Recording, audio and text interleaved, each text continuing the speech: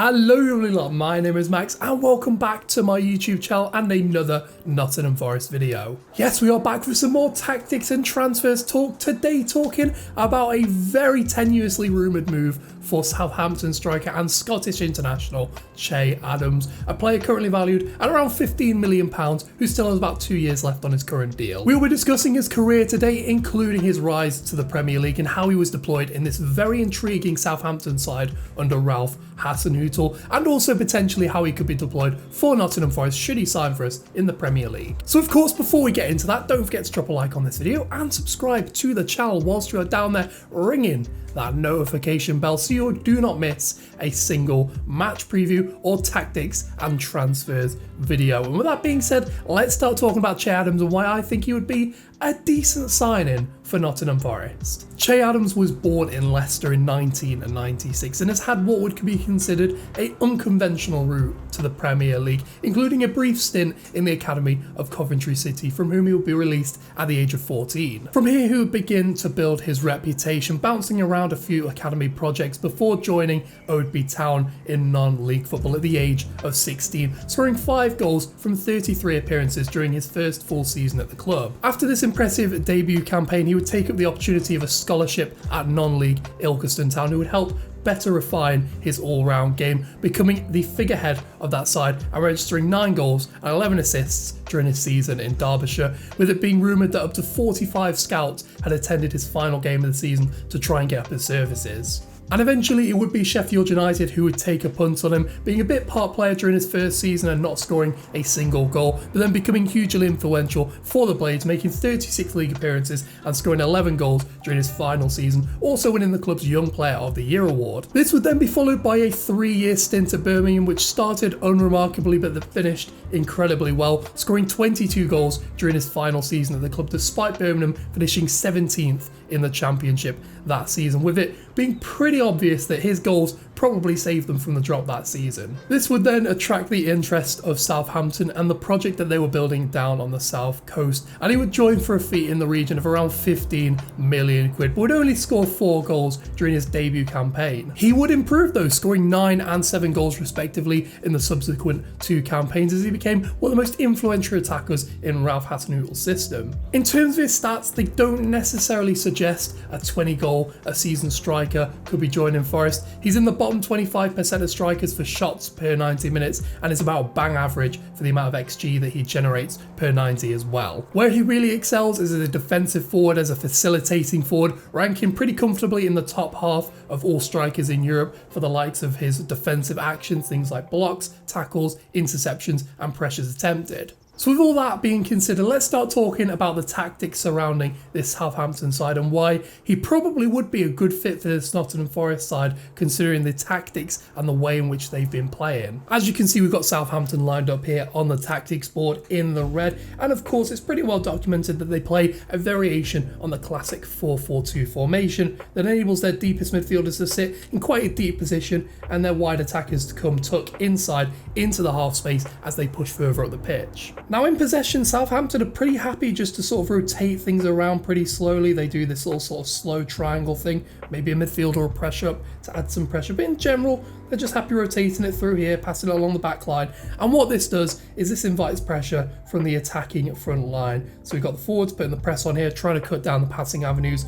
But what Southampton are then very good at is quickly upping the tempo of their passing. They might go back to the goalkeeper, out to the right back, and look, all of a sudden they've got acres of space because they've sucked the opposition in from their press and created a huge amount of space on the right hand side of the pitch, which allows them to then spring quick attacks. In terms of when Southampton actually attack, they really like to overload the box when they're trying to get it in from wide areas. So they might conventionally have their 2 number 9s, which includes Che Adams here, sort of trying to get into the box, get good positions. This also could include late runs from their wide player on the opposite side to where they have the ball. It could also include runs from a late run from the central midfielder. And in general, they try and have 3 to 4 players in the box to try and overload it and basically create better goal scoring opportunities. Because when it goes in, say Adams takes a shot saved by the goalkeeper, you've got 3 players lying in wait to try and tuck in the rebound.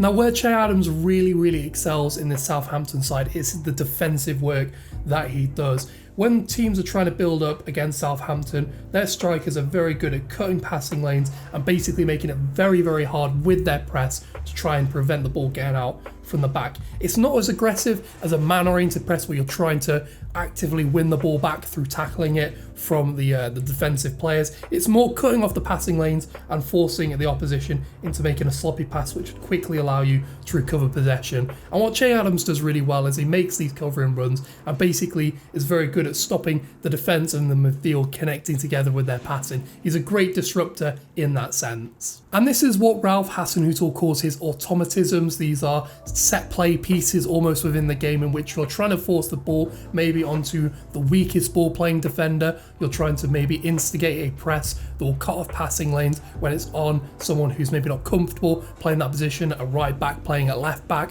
a defensive midfielder playing in the back line, that kind of thing. And Che Adams understands this fantastically, and it's a really essential part of what is quite a positional system despite how aggressive their press is. Another thing that I want to talk about in terms of Southampton, and something I've talked about in previous videos as well, is that generally during Adams' time at the club, they're a side who've ranked very highly for direct attacking speed and very lowly for passes per attacking sequence. And this again is something I've talked about in quite a lot of videos. If you look at Awoniyi, Nia Kaita and Biancone, they are three players who've come from very direct systems that don't play a lot of passes, that are very quick and direct in their attacking speed. And you can clearly see, again, this is what I would suggest is maybe the recruitment policy or a similar form of recruitment policy when we're looking at bringing these kinds of players in. Players who've come from direct, quick attacking systems that press well and get forward very quickly. So yeah, you can see why Adams would really flourish in this Nottingham Forest system. He's a player with bags of experience and a really good work ethic who's played in a positional front two system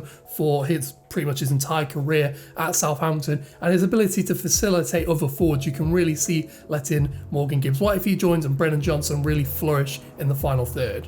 That being said, I do have one or two little issues with the signing of Che Adams. The first one is I wouldn't really look at going anything over 10 million quid. I think there would be better value in the market at that kind of price range. And in general, there are other more desperate areas of the pitch than a backup forward currently, such as the midfield, getting some depth in at the wing back positions. An attacking midfielder to play at number 10 would also be pretty essential as far as I'm concerned, but it would still probably be a decent deal were he to join. Secondly, and probably most importantly, he has historically during his entire stint in the Premier League underperformed his XG, the quality of chances that he generates. He scored 20 goals in the Premier League from around 27 XG generated in his Premier League career, which may not sound a lot, but when you're struggling for your Premier League status, maybe struggling for goals as well, you need someone who knows to find the back of the net, and I don't think Adams is necessarily that kind of player. Overall, I don't mind the signing. I like Che Adams as a player. I don't think I would pay more than 10 million quid for him because I do think there's probably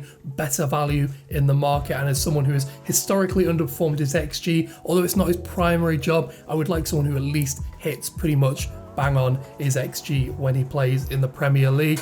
We do probably need options though at number 9, with Lewis Grabban rejecting a new contract from the club and likely to leave this summer. We do need some depth in that position. I just think there's probably better value than Che Adams currently available at the moment. Of course though, let me know in that comment section below what you think of the potential signing of Che Adams. I've made my case as to why I think there's probably better options available to us, but I still think I wouldn't turn my nose up at a player of his quality and experience in the Premier League. But as always, let me know in that comment section below. And whilst you're down there, drop a like on this video, subscribe to the channel and ring that notification bell so you don't miss a single video. And with that being said, thank you so much for watching, Reds. I will catch you later.